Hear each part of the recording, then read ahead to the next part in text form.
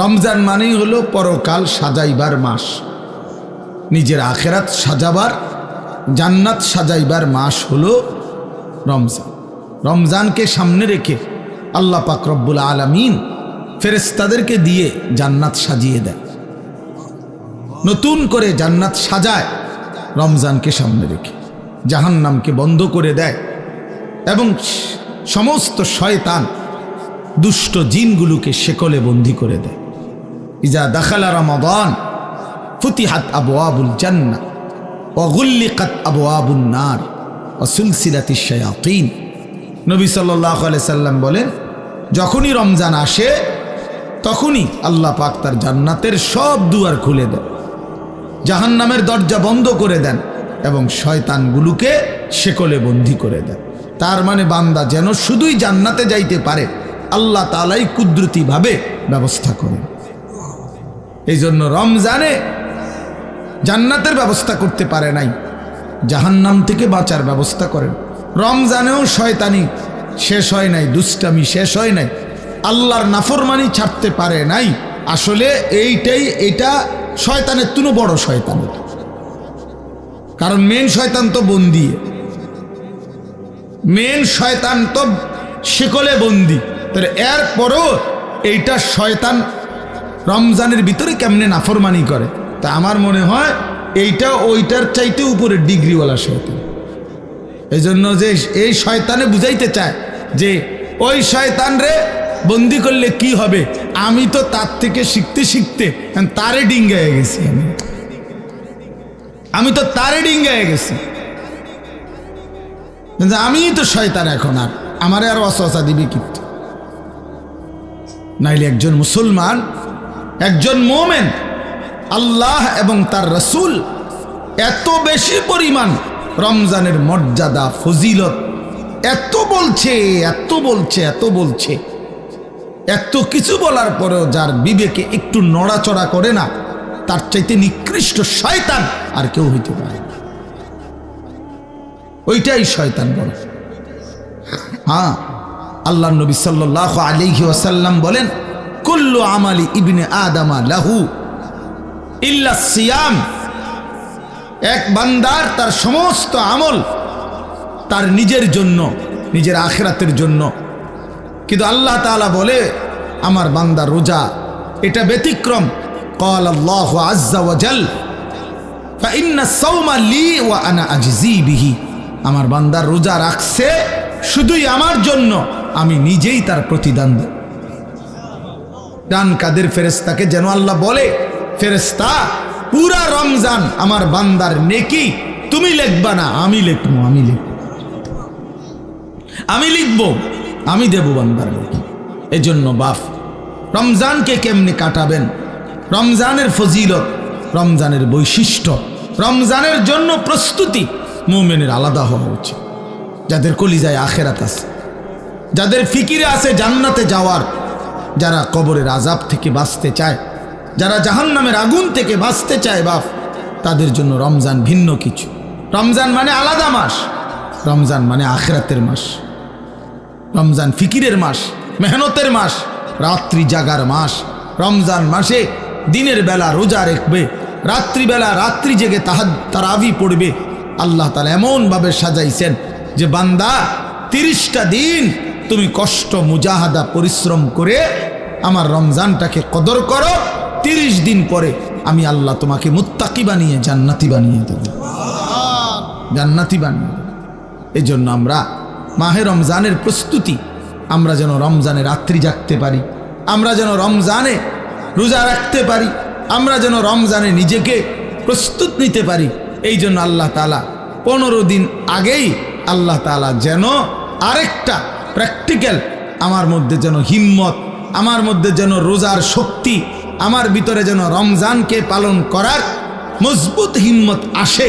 এই জন্য আল্লাহ তাআলা রমজানের 15 দিন আগে লাইলাতুন নিসফে মিন শাবান এই রাত্রিটিকেও আল্লাহ দান করেছেন। বলছেন বান্দা শবে বরাত নামের এই লাইলাতুন নিসফে মিন শাবান এই রাত্রিটিতে সারা রাত আল্লাহর বন্দিগিতে জেগে থাকো, পরের দিন রোজা রাখো, এই হিম্মত নিয়া রমজানের মধ্যে আগে বাড়ো। আগে বাড়ো, এটা একটা প্রস্তুতি নাও, এটা একটা প্রশিক্ষণ নাও, প্রশিক্ষণ। সেই রাত্রিটাও আগামীকাল আমাদের সামনে, শবে বরাত, লাইলাতুন নিসফে মিন শাবান, অত্যন্ত মহিমান্বিত মর্যাদাপূর্ণ একটি রাত শবে বরাত, যেটা আমরা শব্দটা তো জানি, কিন্তু আমরা যথাযথ বন্দিগি করতে জানি না। শবে বরাত এটা আল্লাহ তাআলা আমাদের প্রিয় নবী সাল্লাল্লাহু আলাইহি ওয়াসাল্লামের মাধ্যমে আল্লাহ তাআলা আমাদের জন্য দান করেছেন। হাদিসের মধ্যে আছে হযরত মুআজ ইবনে জাবাল রাদিয়াল্লাহু তাআলা আনহু, সহিহ ইবনে হিব্বান সহ কিতাবেও আছে, এবং মুহাদ্দিসিনে কেরামের বিশ্লেষণে, সব ঘরানার মুহাদ্দিসিন ওনাদের বিশ্লেষণে এই হাদিসটি সহিহ হাদিস। হযরত মুআজ ইবনে জাবাল থেকে বর্ণিত, তিনি বলেন আল্লাহর নবী সাল্লাল্লাহু আলাইহি ওয়াসাল্লাম বলেছেন, ইয়াত্তালিউল্লাহু তাআলা ইলা খালকিহি ফি লাইলাতিন নিসফি মিন শাবান ফায়াগফিরু লিজামিই খালকিহি ইল্লা লিমুশরিকিন আও মুশাহিন।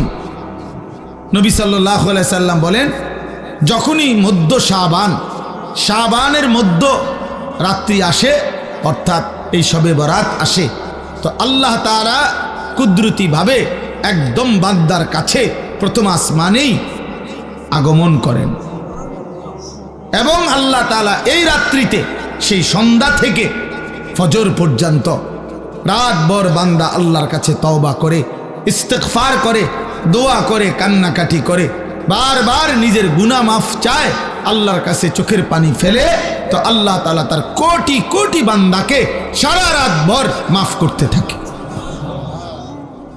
ইল্লা লিমুশরিকিন আও মুশাহিন, কিন্তু কোনো মুশরিককে, শিরিককারীকে মাফ করে না, কোনো হিংসুক বিদ্বেষকারীকে আল্লাহ মাফ করে না।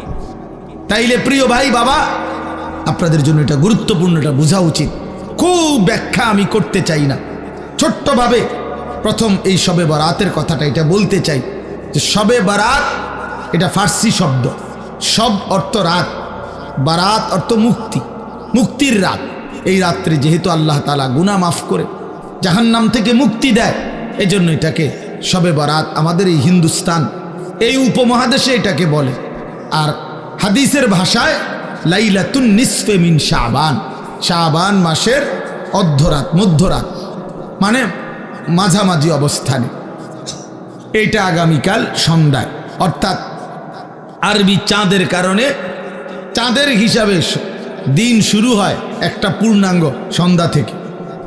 ইংরেজিতে যেমন রাত্র 12টার পরে AM শুরু হয়, মানে দিন শুরু হয় পরের দিনের, কিন্তু আপনার আরবিতে সন্ধ্যা থেকে শুরু হয়। সূর্য ডুবলেই নতুন দিন শুরু হয়, নতুন তারিখ শুরু হয়।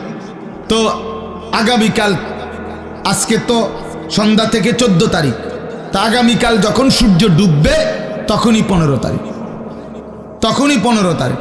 তো এই পরের দিনের সূর্য ডুবা পর্যন্ত এই 15 তারিখ, এটাই লাইলাতুন নিসফে মিন শাবান, এটাই শবে বরাত। তাহলে এই শবে বরাত রাসূলুল্লাহ সাল্লাল্লাহু আলাইহি ওয়াসাল্লামের হাদিস দ্বারা প্রমাণিত, যে রাসূলুল্লাহ সাল্লাল্লাহু আলাইহি ওয়াসাল্লাম এটার ফজিলত বলছেন, যে আল্লাহ তাআলা এই রাত্রে অগণিত বান্দাকে, তওবাকারী, ইস্তিগফারকারীকে আল্লাহ মাফ করে থাকেন। অতএব এটা প্রমাণিত। এখন প্রশ্ন হইল, আমাদের করণীয় কি? আমি সংক্ষেপে শুধু এটা শেষ করতে চাই। আমাদের করণীয় কি? আমাদের করণীয় হলো এই রাত্রি জেগে ইবাদত করা, ইহয়াউল লাইল, রাত্রিটাকে জীবিত করা ইবাদতের মাধ্যমে। কিয়ামুল লাইল, রাত্রিটাকে দাঁড়িয়ে অর্থাৎ আল্লাহর ইবাদতের মাধ্যমে কাটানো, এটাই মূল মাকসাদ। হাদিসের বক্তব্যে এটাই বক্তব্য যে রাত্রি জেগে ইবাদত করো। নবী সাল্লাল্লাহু আলাইহি ওয়াসাল্লাম বলছেন, কুমু লাইলাহা ওয়া সুমু ইয়াউমাহা, তোমরা রাত্রি জাগো আর দিনের বেলা রোজা রাখো। তাহলে আমাদের দুইটাই কাজ, একটা হলো রাত্রি জেগে ইবাদত করা, পরের দিন রোজা রাখা। অর্থাৎ আগামীকাল শুক্রবার দিবাগত রাত আপনি আল্লাহর ইবাদত করবেন, শনিবার শুক্রবারে সেহরি খেয়ে শনিবার দিন রোজা রাখবেন, খালাস, এটাই। তাহলে আল্লাহ তাআলা শবে বরাত আমাদের জন্য দিয়েছেন রাসূলুল্লাহ সাল্লাল্লাহু আলাইহি সাল্লাম শুনিয়েছেন ইবাদত করতে, ইবাদতের রাত। আর নফল ইবাদতের ক্ষেত্রে বান্দার কাছে কোরআন সুন্নাহর এটাই বক্তব্য, এটা কোনো ফরজ ইবাদত না, এটা ওয়াজিব ইবাদত না, এটা নফল ইবাদত। শবে বরাত কি ইবাদত বলেন? সবাই বলেন কি ইবাদত? আর নফল ইবাদতের মধ্যে একাকিত্ব, এটাই কাম্য, এটাই কোরআন সুন্নাহর ভাষ্য, যে একাকী প্রত্যেকেই মুস্তাকিল নফল ইবাদত নিজের মতো করে নিজের জন্য করবে, নিজের জন্য করবে। আমি আর আপনি সমান না। আমি আমার বয়স হিসাবে আমি 40 রাকাত নামাজ পড়তে পারবো, আপনি পারবেন 20 রাকাত। আরেকজনে 100 রাকাত নফল পড়তে পারবে সে ইচ্ছা করলে। সে তার বয়স মাত্র 20 বছর, তারেও আপনি দিলেন 12 রাকাত। 80 বছরের বুড়া মিয়ারও দিলেন 12 রাকাত। তো এটা ইনসাফ হলো না, এটা তো নফল হলো না, এটা তো বাধ্যতামূলক করে দিলেন, এটা বাধ্যতামূলক করে দিলেন। অথচ এই যুবক তো ইচ্ছা করলে এক রাত্রিতে সে 100 রাকাত নফল পড়তে পারত, কারণ তার তো শরীর আছে, তার তো সামর্থ্য আছে। আমরা কিতাবে পড়ছি আবু ইসহাক আস-সাবিঈ এক বড় বুজুর্গ ছিলেন।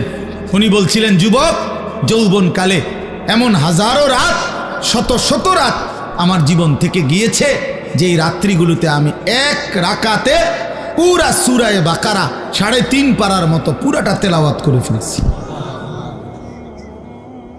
তেলাওয়াত করে ফেলেছি। হযরতে উসমান রাদিয়াল্লাহু তাআলা আনহুর মতো সাহাবী এক রাকাতে পুরা মুকাম্মাল কোরআনুল কারীম এক খতম দাঁড়ায়া পড়ে ফেলছে রাত্রি। তাইলে নফল আমল সবার কি বরাবর? কথা বলেন না কেন? তাইলে আল্লাহর নবী সাল্লাল্লাহু আলাইহি সাল্লাম, ওনার স্ত্রী আম্মা জান আয়েশা, নবীজির বিবি, উনি বর্ণনা করছেন আল্লাহর নবী সাল্লাল্লাহু আলাইহি সাল্লাম কানা রাসূলুল্লাহ সাল্লাল্লাহু আলাইহি ওয়াসাল্লাম ইউসাল্লি বিল লাইল, রাত্রিবেলা নবীজি নামাজ পড়তেছিলেন। ফাআতালা সুজুদ, সেজদাটা লম্বা করলেন, লম্বা একটা সেজদা দিলেন। হাত্তা জানান্তু আন্নাহু কাদ কুবিজা, হযরত আয়েশা নিজে বলতেছেন, আমি ভাবলাম এত লম্বা সেজদা না জানি নবীজি ইন্তেকাল করলেন কিনা। আর তো মাথায় উড়ায় না, কখন সেজদা দিলেন, আহারে মাথায় তো তুলতেছে না। হযরত আয়েশা রাদিয়াল্লাহু তাআলা আনহা বলেন, আমি তখন নবীজি সাল্লাল্লাহু আলাইহি সাল্লামের পায়ের তালুতে পিছনে আঙ্গুল দিয়া স্পর্শ করলাম, মানে সাইলাম আরি বাইচা আছে কিনা। আল্লাহর নবী সাল্লাল্লাহু আলাইহি সাল্লাম একটু পরে যখন নামাজের সালাম ফিরাইলেন, তো নবীজি জিজ্ঞেস করলেন, আয়েশা তুমি কি ভেবেছ আমি তোমার উপরে কোনো জুলুম করেছি? অর্থাৎ তোমার সাথে না থেকে রাত্রিটা আল্লাহর ইবাদতে কাটায় দিছি, এতে কষ্ট পাইলা তুমি? হযরত আয়েশা বলেন, ইয়া রাসূলুল্লাহ, না, আমি কষ্টের কারণে বলি নাই, আমি মূলত ভেবেছিলাম এত লম্বা সেজদা দিছেন, না জানি আপনার ইন্তেকাল হয়েছে কিনা, এই জন্য আমার ভয় লাগছে দেখে আমি আঙ্গুলটা স্পর্শ করছি, আমার চাহিদার জন্য না, আমি আপনার পেরেশানিতে করছি।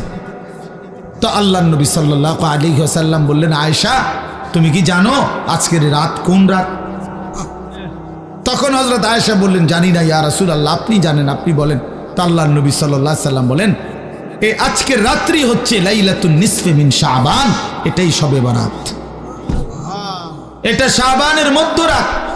এই রাত্রিতে আল্লাহ তাআলা যত লোক আল্লাহর কাছে গুনাহ মাফ চায়, তওবা করে, আল্লাহ তাদেরকে মাফ করে থাকে। যত লোক আল্লাহর কাছে দয়া ভিক্ষা করে, তো আল্লাহ তাআলা তাদের উপরে দয়া করে, দয়া করে। তাইলে আল্লাহর নবী সাল্লাল্লাহু আলাইহি সাল্লাম এত লম্বা সেজদা দিছেন যে নবীর বিবি উনি পর্যন্ত ভয় পাচ্ছিলেন যে ইন্তেকাল করলেন কিনা। তাইলে নফল ইবাদত, নফল ইবাদত একটা লক্ষণীয় কথা বোঝেন, শুনতেছেন আপনারা? আরে ভাই বুঝতেছেন আপনারা?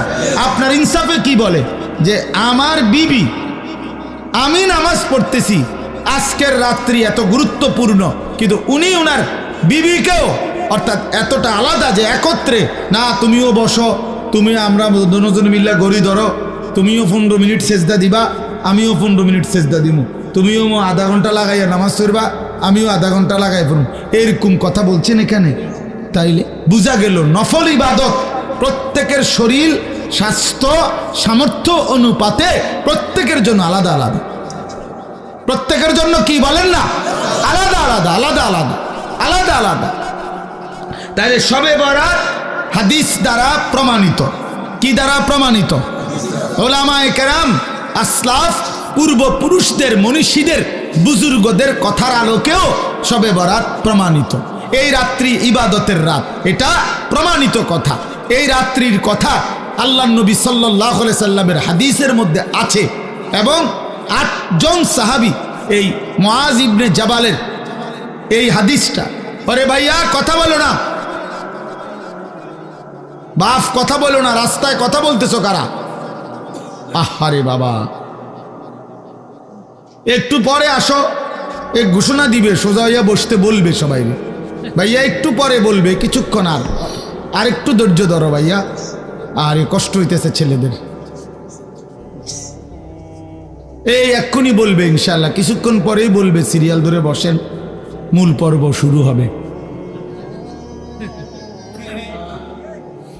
আহা, আফসুস আফসুস আফসুস জিন্দিগি, আফসুস ওই জিন্দিগি, যে জিন্দিগি কোনো ফিকির নাই। মুসলমানের সন্তান আমরা, প্রিয় ছেলেরা, বাবা, কোনো খাবারই শেষ সমাধান না, সেটা বিরিয়ানি হোক আর আরো ভালো কিছু হোক, সব কিছুরই গন্তব্য বাথরুম। না, এটাই তো সত্য। সেটা আরো দামি হোক কিছু খাবার, কিন্তু গন্তব্য তো বাথরুম। এছাড়া আর কি, এছাড়া আর কি? তাহলে এক মানুষের জিন্দিগির টার্গেট যদি হয় বিরিয়ানি, তো এই বিরিয়ানির পরিণতি যেহেতু টয়লেট শেষ ঠিকানা, তো তোমার জিন্দিগির টার্গেটও টয়লেটই। বাথরুম ছাড়া আর কি, টয়লেট ছাড়া আর কি? খাবে, ঘুমাবে, পেশাব করবে, বাথরুম টয়লেট সারবে, আর মাঝখানে টাইম যৌন চাহিদা পূরণ করবে, খালাস, এতটুকুই জিন্দিগি। এবার কেউ যদি, আমি সবসময় বলি, প্রতিদিন বলি এ কথা, যে জীবন শুধু এটাই বুঝছে, জীবন মানে খাবার, পেশাব পায়খানা, ঘুম আর যৌন চাহিদা, লজ্জাস্থানের চাহিদা পূরণ, এতটুকুই যেই জীবন বুঝছে যে এটাই আমার জীবন, এই জীবন জানোয়ারের জীবন। এই জীবন কি? জানোয়ারের জীবন। এই জীবন কুকুরের জীবন, কুত্তার জীবন। কারণ ওই কুকুরও খায়, ঘুমায়, পেশাব পায়খানা করে, কুকুরেরও যৌন চাহিদা পূরণ হয়, এই জন্য কুকুরেরও বাচ্চা কাচ্চা হয়। তো তার যদি যৌন চাহিদা পূরণ না হতো, তাহলে বাচ্চা হয় কেন? এই জন্য কোরআনুল কারীমে আল্লাহ তাআলা বলছে, ওয়াত্তাবাআ হাওয়াহু ফামাসালুহু কামাসালিল কালব। এক নাফরমান পাপীর কথা আল্লাহ বলতে গিয়ে কোরআন শরীফের এই আয়াতে আল্লাহ বলছে, সে তার মনের চাহিদার অনুসরণ করেছে। এই বালআম বাউরা, এক কাফের, এক মুশরিক, এক পাপী, প্রথমত ইমানদার ছিল, কিন্তু মনের ইচ্ছা চাহিদার অনুসরণ করেছে। আল্লাহ বলছে, সে তার মনের ইচ্ছারও যখন অনুসরণ করলো, এবার তার উদাহরণ হয়ে গেল কামাসালিল কালব, কুত্তার মতো। কোরআন শরীফের আয়াত। লোকটা ইমানদার ছিল কিনা? ইমানদার ছিল, শতবার খাঁটি ইমানদার ছিল। যেদিন সম্পদের লোভে নিজের মনের চাহিদা মতো অনুসরণ করেছে, আল্লাহ তখন বলছে তার উদাহরণ কুত্তার মতো হয়ে গেছে, কামাসালিল কালব। এই জন্য প্রিয় বন্ধু, মনে রাখো, প্রতিদিন আমি এটা বলি, ছেলেরা, বাবা, তোমার পরিচয় তুমি মিলাইয়া নিও, আমার দরকার নেই, আমার এত সময়ও নাই। তোমার পরিচয় তুমি মিলাও, আমার পরিচয় আমি মিলাই। প্রত্যেকেই হিসাব লাগাও, হ্যাঁ, নিজেরে নিজে হিসাব করো। তুমি চালাক না বেওকুফ, তোমার বিবেককে তুমি প্রশ্ন করো। আল্লাহ তাআলা কোরআনুল কারীমে বলছেন, যে মানুষটা মনের ইচ্ছা মতো চলে, তার জীবন কুত্তার জীবন। কামাসালিল কালব, কুত্তার জিন্দেগি। এই জন্য আমি সবসময় বলি, যে কপালে সেজদা নাই, ওই বেনামাজি যেগুলো, এগুলোর জিন্দেগি কুত্তার জিন্দেগি, কুকুরের জিন্দেগি। এই জন্য নওজোয়ান ছেলেরা মনে রাখো, তোমাদের যাদের কপালে সেজদা নাই, তোমার জীবন কুত্তার জীবন। খাও, বিরিয়ানি খাও, খিচুড়ি খাও, কোনো অসুবিধা নেই, অসুবিধা। যার যার বাড়িতে টয়লেট তো আছেই, খাইবা না? বাথরুম তো আছেই, ভাত খাও। যা মুখে অর্জন করলা তা বাথরুমে ক্লিয়ার করে দিলে, খালাস। তো আর অর্জন করি জীবনের, এ তো গেল গাই। এই জন্য আমরা এটা বোঝা উচিত, আমাদের এটা ফিকির থাকতে হবে। আমরা মুসলমান, মুসলমানের 10 বছরের বাচ্চাও দামি, মুসলমানের 6 বছরের বাচ্চাও দামি, মুসলমানের 60 বছরের বুড়া মানুষও দামি, মুসলমানের 1 সেকেন্ড দামি, মুসলমানের 1 মুহূর্তও দামি। আমার প্রতি মিনিটের হিসাব হয়, আমার প্রতি মুহূর্তের হিসাব হয়, আমার প্রতিটা নিঃশ্বাসের হিসাব হয়। তাহলে আমার আবার অবসর কোথায়? আমার আবার ছুটি কোথায়? আজকে আমার মাদ্রাসা বন্ধ হয়েছে, আমি লম্বা বয়ান করছি ছাত্রদেরকে, 450 ছেলে, ছুটি দিছি সকালবেলা। তা আমি এটা বলছি, বাবা আমাদের কোনো ছুটি নাই, জিসকি সবক ইয়াদ হই উসকি ছুটি না মিলি। আমাদের বুজুর্গরা এটা বলে, যারা আখেরাতের সবক মুখস্থ হইছে, যে কলিজার মধ্যে এটা মুখস্থ হইছে যে আমারে মরতে হবে, আমারে জান্নাতে যাইতে হবে, আমারে কবরের আযাব থেকে মুক্তি পেতে হবে, জাহান্নামের আযাব থেকে মুক্তি পেতে হবে, তার আবার ছুটি কিসে? আমি ছুটি কাটাইলে হবে না, আমারে বাড়িতে থাকলেও ফজরের নামাজ পড়তে হবে, মাদ্রাসায় থাকলেও পড়তে হবে, বাজারে থাকলেও পড়তে হবে, বিমানে থাকলেও পড়তে হবে। আমার আবার ছুটি কি? আমার কোনো শুক্রবার নাই, আমার কোনো 21শে ফেব্রুয়ারি নাই, আমার কোনো 16ই ডিসেম্বর নাই, আমার কোনো 26শে মার্চ নাই, আমার কোনো ছুটি নাই।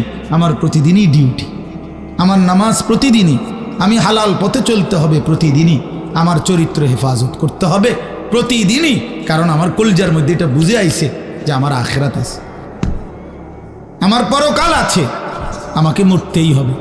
অতএব জিসকি সবক ইয়াদ হই উসকি ছুটি না মিলে। যার সবক ইয়াদ হইছে মানে আখিরাতের পড়া মুখস্থ হইছে, আখিরাত কলিজার মধ্যে ঢুকছে, তার আবার ছুটি নেই, তার ছুটি নেই। ছুটি হলো নাফরমানের, যে মনে করছে আমি এখন মুক্ত স্বাধীন, আমার আব্বা যেহেতু আমারে কিছু বলে না, আমি নারী দেখতে থাকি, আমার মা যেহেতু আর কিছু বলে না, আমি এখন ছবি দেখতে থাকি, আমার গ্রামবাসী কেউ আমারে ডাকে না।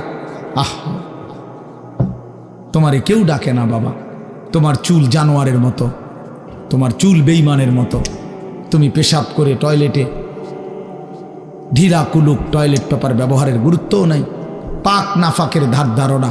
নিজের মাকেও দেখো, মানুষের বেডিরেও দেখো, আপন বোনকেও দেখো, রাস্তার মেয়েকেও দেখো। আহ, ওই দেখেন ওই ওরা কথা বলতেছে। মানে কিছু ছেলে থাকেই অসভ্য, যে শক্ত অসভ্য, মানে এটা একবারে শক্ত।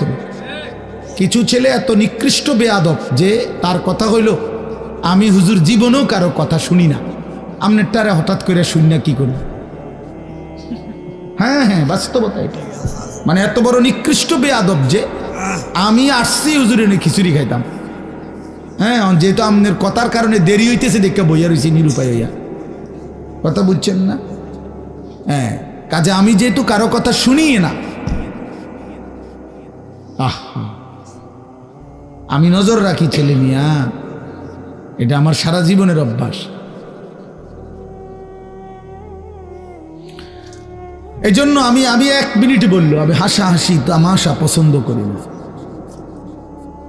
আমরা আমাদের এই ছেলেদেরকে ফিরাইতে হবে, আমাদের এটা সিদ্ধান্ত ইনশাআল্লাহ।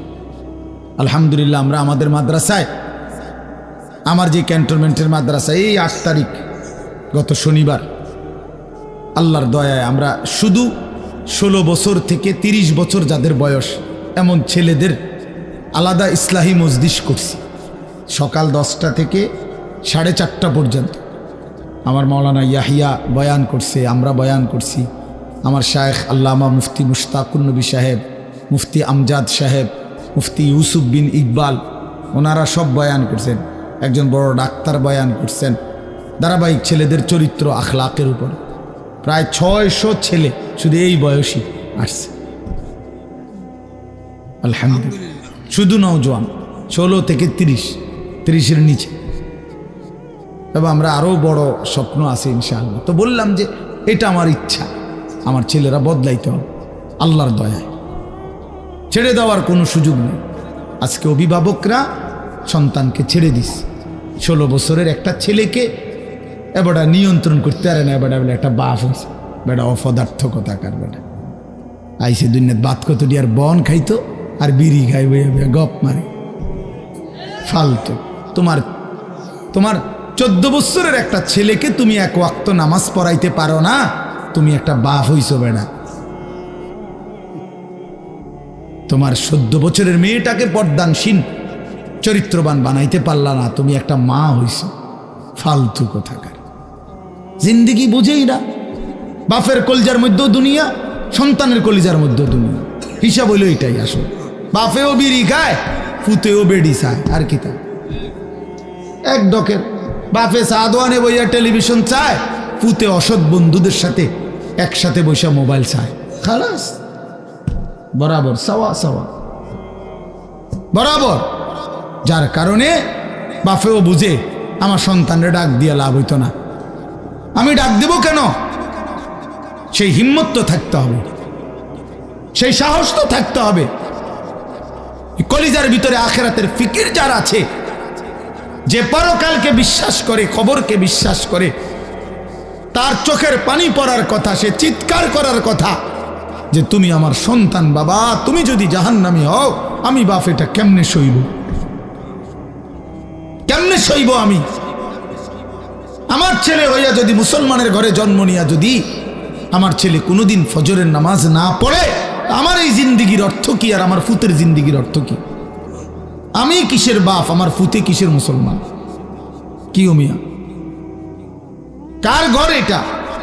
যে ঘরে সবাই নামাজ না পড়ে ঘুমায়, এ ঘর তো নাফরমানের ঘর, এ তো সাপ বিচ্ছুর ঘর, এ তো কুকুর বিড়ালের ঘর, জন্তু জানোয়ারের ঘর।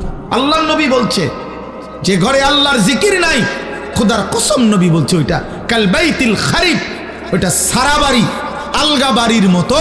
যে বাড়িতে মানুষ থাকে না, কুত্তা থাকে, বিলাই থাকে, সাপ থাকে, বিচ্ছু থাকে, কেচ্ছা থাকে, বেটা মানুষ থাকে না, মানুষ থাকে না। বেডিও বেফরদা, বেডাও বেফরদা, মাও নামাজ নাই, বাপেরও নামাজ নাই, জিরও নামাজ নাই, ফুতের বউরও পর্দা নাই, ফুতেরও পর্দা নাই। মা কি করে? সবাই খায়, ঘুমায়, পেশাব পায়খানা করে, যার মতো। ফুতের চুল ফুতের মতো, বাপের চুল বাপের মতো, জির বোরকা জির মতো, মার বোরকা মার মতো। তো এটা পরিবার হইলো কেমনি নিয়ে? কথা বোঝেন না? এটা পরিবার হইলো? এটা একটা ফ্যামিলি হইলো কি? আমি, আমার বউ, আমার 4টা ছেলে, কারণ সবাই যদি আলগা আলগা হয় তো আমার এটা ফ্যামিলি কই? কথা বলেন না কেন? আমার চুল একরকম, আমার ফুতের চুল আর একরকম, মার বোরকা কালো, জির বোরকা রঙ্গিলা, তো এটা ফ্যামিলি হলো কেমন? কার লগে কার মিল? এটা তো কোনো পরিবার না, এটা তো ব্যাচেলার, এটা তো সব ব্যাচেলারে না, এগুলা এটা মনে হয় যেন হোস্টেলে না থাকে এক একজন। আপনারা ভাবেন আর কত বছর বলবো আপনাদেরকে? বলেন কত বছর আর বলবো? এই জিন্দিগিও তো ক্লান্ত হয়ে গেছে। এই জন্য বাপ, ছেলেরা বাবা কেন নষ্ট হয়ে যাচ্ছ? বলো বাবা, কেন নামাজ পড়ছো না বাবা? আল্লাহর সাথে আল্লাহকে নারাজ করে কি পাইছো এই পর্যন্ত? কে তোমার ঘরে ইজ্জত করে? চলো, আমি তো এখনো বলছি নবীনগর এলাকার যেই ছেলেটা নামাজ পড়ে, স্কুলের হোক, আরে আর তোমার মতো যারা নামাজ পড়ো না, নাফরমান, একসাথে হাঁটো, চলো, দেখো মানুষ কাকে সম্মান করে। দেখ বেটা, তোর কিছু অসৎ বন্ধু ছাড়া তোর দিকে কোনো জানোয়ারও ফিরা চায় না বেটা, তোর দিকে বেটা, কোন চরিত্রহীনের দিকে, কোন লম্পট, কোন মদখোর, নেশাখোর, গাঞ্জাখোরের দিকে কোন কুকুর বিড়াল জানোয়ারও বেটা ফিরে তাকায় না বেটা। আমি আমাদের বাংলাদেশের একজন বড় বুজুর্গ আলেম আছেন, ওয়াইস হজরত মাওলানা মুফতি নজরুল ইসলাম কাসেমি, অনেক সুন্দর বয়ান করে, দরদ মাখা বয়ান। ওনার বয়ান আমি নিজে শুনছি, উনি বলছে শুকর সকালবেলা যখন ঘুম থেকে ওঠে, উনার বয়ানে তো শুকর চোখ একসাথে মেলে না, মানে আমরা যেমন চোখ খুলি না ঘুমের থেকে, শুকর একসাথে চোখ মেলে না, মানে পুরাটা খুললে লায় না আর কি, একটু একটু করে খোলে, একটু এরকম আস্তে আস্তে চোখ মেলে, মানে একটু একটু করে চোখ মেলে। উনি বলছেন কিতাবে লিখছে যে শুকর এরকম আস্তে আস্তে চোখ মেলে কেন, একটু একটু করে। শুকর বারবার বলে এই চোখ মেলবার সময়, আল্লাহ আমারে কোনো বেনামাজি কোনো নাফরমান যেন আমার চোখে না পড়ে, এই জন্য আস্তে আস্তে চোখ মেলে। আপনার কোনো নাফরমান বেঈমান যেন আমার নজরে প্রথমেই না পড়ে, এই জন্য সে আস্তে আস্তে চোখ মেলে। আমি হুজুরের বয়ানে শুনছি তোমাকে শুকরে ঘৃণা করে, কুকুরে ঘৃণা করে। তাহলে বলো বাবা, নেন নেন পানির জগ নেন, মগ এটা নেন। তাহলে এই জন্য বাপ কেন নামাজ পড়ো না? কারো কাছ থেকে ইজ্জত পাইছো? একটা ছেলে বলো যে হুজুর আমি নামাজ না পড়ার কারণে আমারে মানুষ অনেক সম্মান করছে? কেউ পাইছো কিনা একটা ইজ্জত? তাহলে এটা কি ধরনের জীবন তুমি বুঝো না?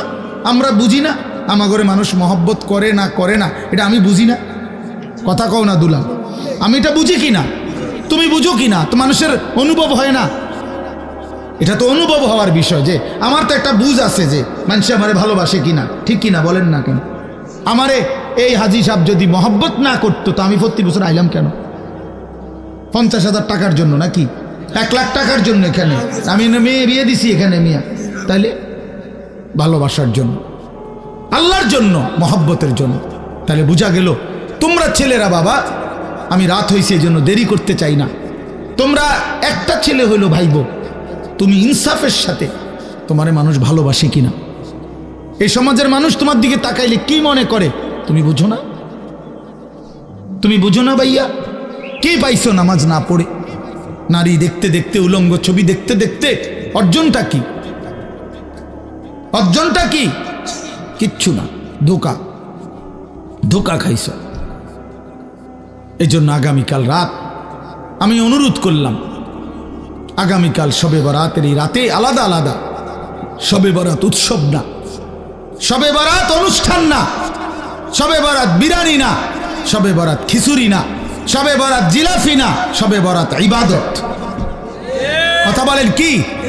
সবাই বলেন কি? এটা ইবাদত বেটা, ইবাদতের জন্য, এটা নফল বন্দেগীর জন্য। প্রত্যেক বছর আপনারে এশার নামাজের পরে 2 ঘন্টা প্রতি বছর শবে বরাতে আপনারে 2 ঘন্টা দইরা একবারে লাফাইয়া আপনারে ওয়াজ করে সুর দিয়া গাইয়া দুইল্লা বুঝাইলাম শবে বরাত, যে বুঝছেননি? হ্যাঁ বুঝছে, ঠিক ঠিক ঠিক কিনা? ঠিক হে ঠিক ঠিক ঠিক কিনা? কিটা ঠিক কিনা? বুঝছে শবে বরাত বুঝছে।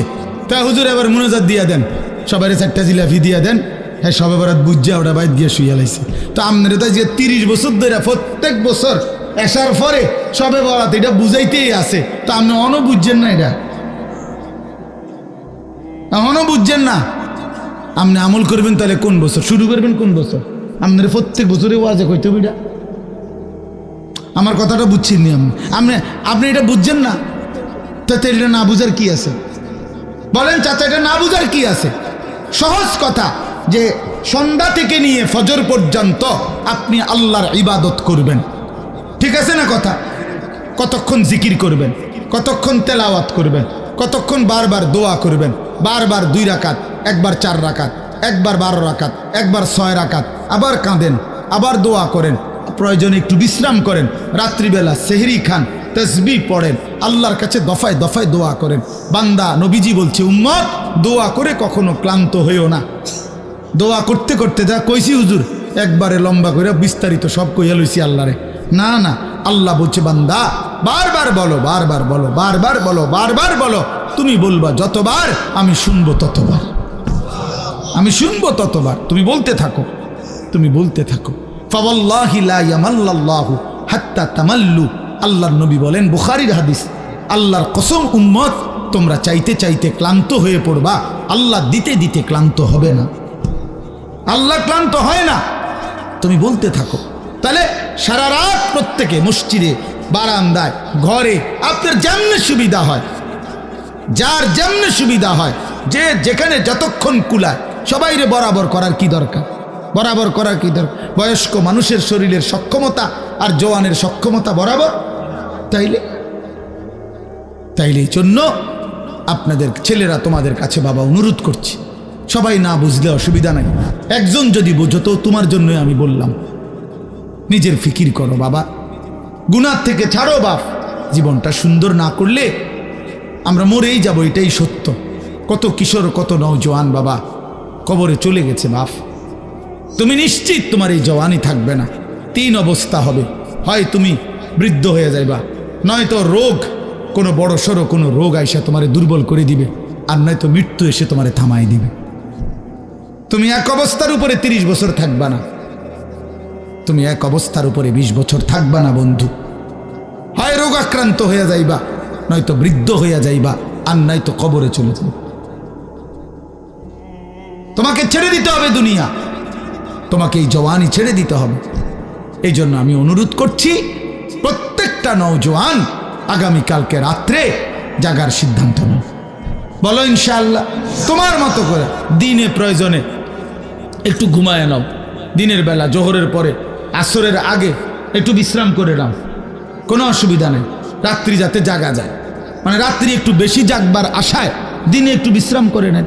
মানুষ বড় পরিশ্রম করার আগের থেকে তো প্রস্তুতি নিয়ে নেয়। সেনাবাহিনীওয়ালারা বলে আর্মির ট্রেনিংয়ের মধ্যে কঠিন প্রশিক্ষণ, সহজ যুদ্ধ। কঠিন প্রশিক্ষণ, যুদ্ধ সহজ। তাইলে একটু প্রস্তুতি নিয়ে রাত্রি জাগার জন্য যদি আমরা চেষ্টা করি, আর বারবার দোয়া, ইস্তেগফার, কান্নাকাটি, গুনাহ মাফ চাই, তো আল্লাহ তাআলা ভীষণ খুশি হবে, ভীষণ খুশি হবে। পরের দিন রোজা রাখলে, রোজা তো আলহামদুলিল্লাহ প্রত্যেক আরবি চাঁদের 13, 14, 15 আল্লাহ নবী সাল্লাল্লাহু আলাইহি সাল্লাম রোজা রাখতেন। এই আজকে বৃহস্পতি, শুক্র, শনি, আলহামদুলিল্লাহ আমরা আজকে রোজা রাখছি। আগামীকাল পরশু আমাদের রোজা রাখার, বাসার বিবি বাচ্চা ওরাও রোজা রাখছে, তো এই জন্য মাদ্রাসার ছাত্র উস্তাদরা রোজা রাখছে, তো এটা আমরা শুরু করে দিছি আলহামদুলিল্লাহ।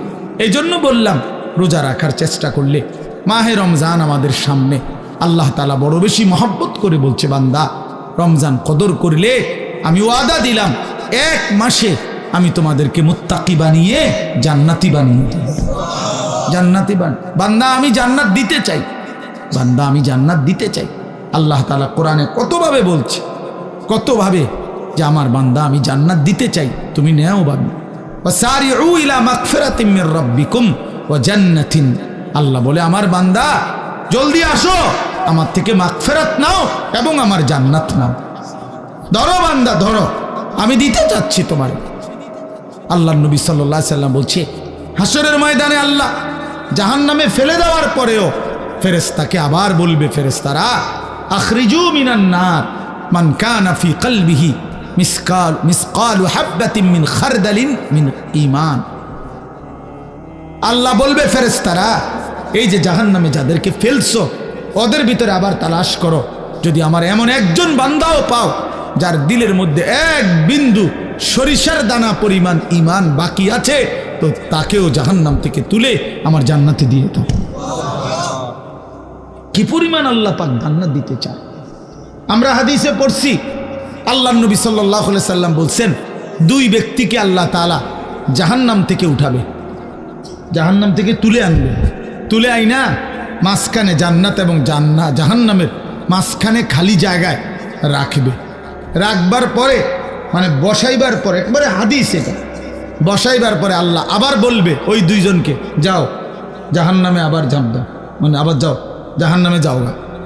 তো একজন এক দৌড়ে জাহান্নামের দিকে যাই, এই জাহান্নামে ঝাঁপ দিবে, আর আরেকজন আস্তে আস্তে হাইটা হাইটা 2 কদম হাঁটে আর পিছন দিকে আবার তাকায়, আবার 2 কদম হাঁটে পিছন দিকে তাকায়, এভাবে একটু একটু করে হাইটা হাইটা জাহান্নামে গিয়া পড়বে। তো আল্লাহ তাআলা আবার 2 জনকে উঠাবে, এই 2 জনকে উঠাইয়া প্রথম জনরে বলবে, তুমি এরকম দৌড় দিয়া জাহান্নামে পড়ে গেলা কেন? সে বলবে, মাওলা জীবনভর আমি আপনার নাফরমানি করেছি, আপনার কথা মানি নাই বলেই তো আমি জাহান্নামী হয়েছি। আজ যখন আপনি আমারে জাহান্নাম থেকে তুলে ওই মাঝামাঝি জায়গাতে রাখছেন, রাইখা আবার যখন কইছেন জাহান্নামে যাইতে, পড়তে, লাফ দিতে, তো এটাও তো আপনার একটা হুকুম। চিন্তা করছি জীবনে কোনো হুকুম না নেই তো জাহান্নামে হইলাম, তা আজকে একটা হুকুম মানি। আর এই জন্য আপনার হুকুম মানার জন্য জাহান্নামে গিয়ে লাফ দিলাম। আল্লাহ বলেন আমিও তোকে মাফ করে দিলাম, যা জান্নাতে যা। এইবার আল্লাহ তাআলা বলবে দ্বিতীয় জনকে, তুমি এরম করলা কা, তুমি কি তা জানে পিছে পিছে কি চাইলা?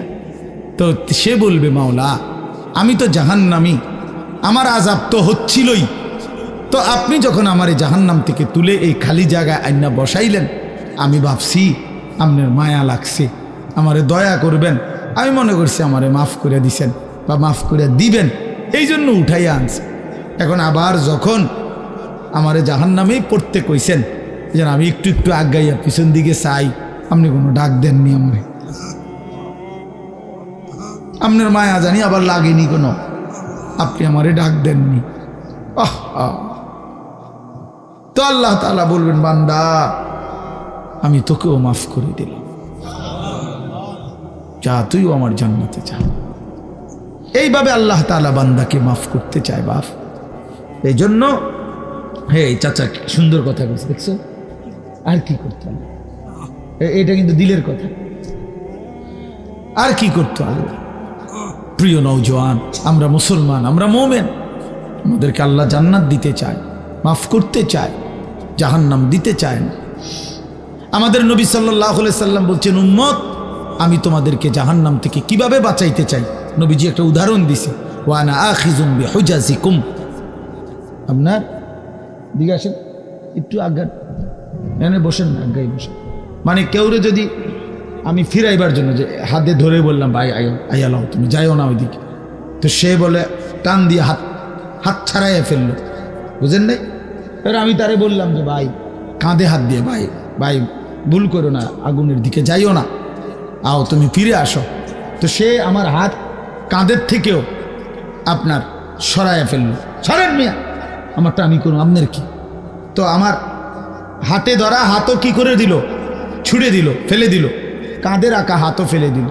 এবার আমি যদি তার কোমরে জড়াইয়া ধরি যে না ভাই আমি আপনার আগুনে পড়তে দিব না, আমি বাইচা থাকতে আপনারে জাহান্নামে পড়তে দিব না, আপনাকে বরবাদ হতে দিব না, আমি কোমরে জড়ায় ধরেও যদি টানাটানি করি, এবার সে চাইলেই আমার থেকে ছুটাটা তার জন্য কঠিন, কঠিন না? মানে কোমরে জড়ায় ধরলে ছুটা আলগা হওয়া কঠিন কিনা? এই আল্লাহর নবী কসম বাবা, নবীজি বলছে উম্মত আমি তোমাদের প্রত্যেককে চাচ্ছি এইভাবে কোমরে জড়ায়া ধরে ধরে জাহান্নাম থেকে বাঁচাতে। ওয়া আনা আখিযুন বিহুজাজিকুম।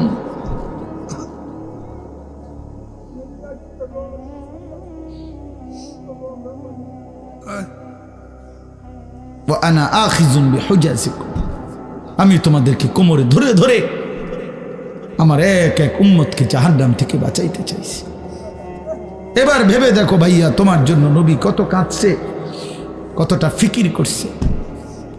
দুয়ারে দুয়ারে দুয়ারে দুয়ারে দাঁড়িয়ে দাঁড়িয়ে নবী উম্মতের কাছে গেছে, কত আঘাত দিছে, কত বেইজ্জতি করছে, কত অপমান করছে, তায়েফের রক্ত ঝরাইছে, পেটে দুইটা পাথর বাঁধছে, দান দান শহীদ করে উহুদের ময়দানে পড়ে রয়েছে।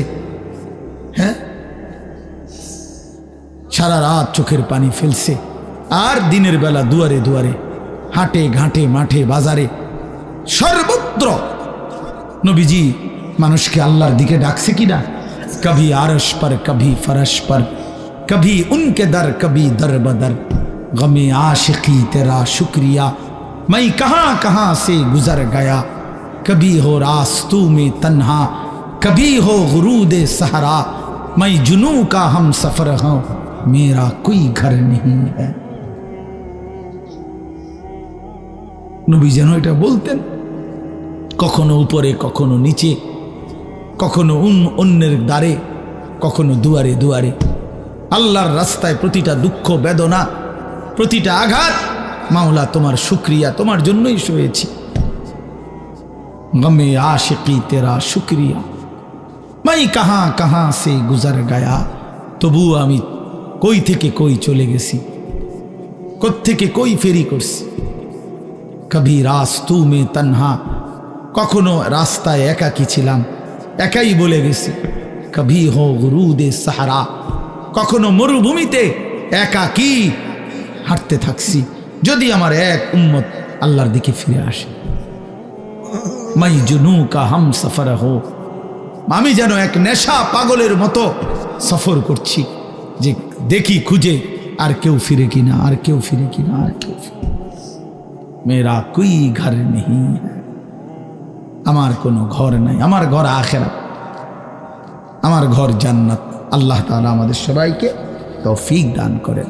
এজন্য ইনশাআল্লাহ রমজান